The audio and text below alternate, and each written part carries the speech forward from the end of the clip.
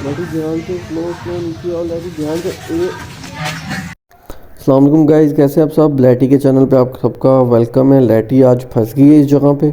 वो लैटी कभी रूम से बाहर नहीं निकली, तो इस वजह से लैटी को कुछ समझ नहीं आ रही कि वो नीचे कहाँ से आए। तो मुझे किसी ने बताया कि लैटी ऊपर उसके फंस गई, उससे नीचे नहीं आया जा रहा। तो मैं उसको आवाज़ें दे रहा था कि लैटी इधर रुक जाओ, लेकिन वो डर रही थी, मुझसे भी डर रही थी। तो कभी उधर जा रही थी, कभी इधर आ रही थी, नहीं समझ आ रही थी उसको। तो वो बार बार मुझे देख रही थी और मुझसे भी डर रही थी कि मेरे से नीचे नहीं जाया जा रहा और ये बार बार कहाँ से आ रहा है। तो मैं उसको आवाज़ें दे रहा था कि तुम यहाँ पे बैठ जाओ, लेकिन वो मुझसे भी डरी जा रही थी।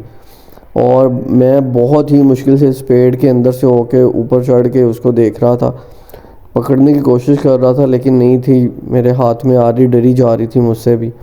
तो बहुत ज़्यादा कंफ्यूज थी, कभी उधर भाग रही थी, कभी इधर। तो मैं छोटे छोटे क्लिप दिखा रहा हूँ। और ये अभी लैटी देखो, वहाँ से उसने जंप किया और इस पेड़ पे आ गई।